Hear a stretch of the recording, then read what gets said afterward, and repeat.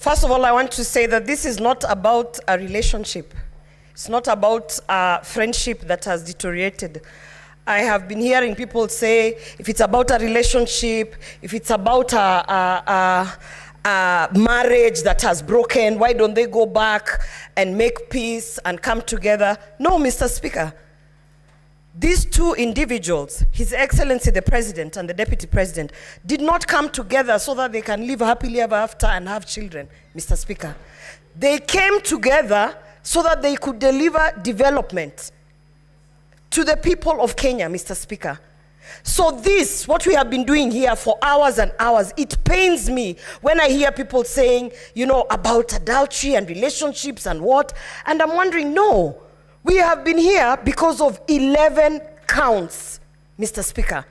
A very serious impeachment motion because of not 2, not 3, but 11 counts, Mr. Speaker. In my condition, I have had to sit here and go through all 11 counts to understand which one actually has been substantiated and which one holds water. So no, this is not about a relationship.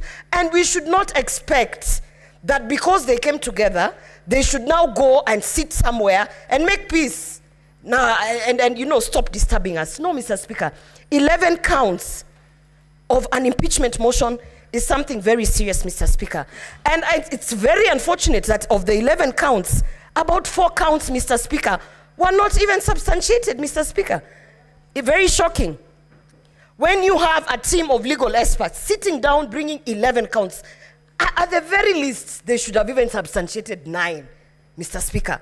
But 4 counts, ground 2, when you talk about undermining a cabinet decision, how did we not have the witness come here to speak so that we can be able to understand? Some of us, we don't sit in cabinets, and we need to understand what a cabinet decision is, how it is undermined.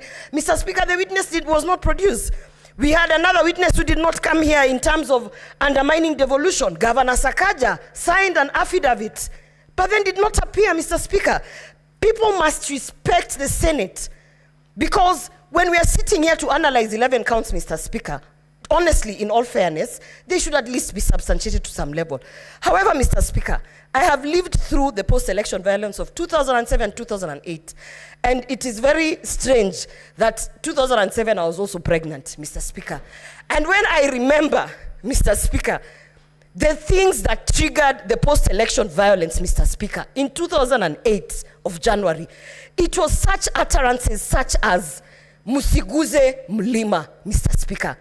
They started as a joke, and before you knew it, matatus were being stopped and people were being asked, get off the matatu and showcase your IDs, and arms and limbs were being chopped off, Mr. Speaker.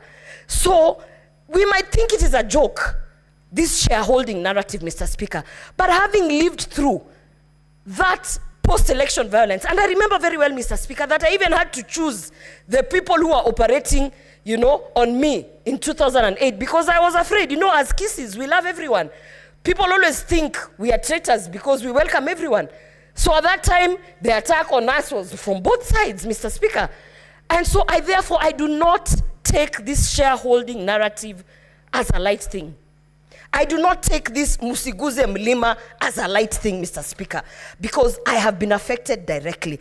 And on that count, Mr. Speaker, I definitely have seen that it has been substantiated. We have seen the evidence, and we have even seen repeated utterances of causing divisiveness in this country, Mr. Speaker.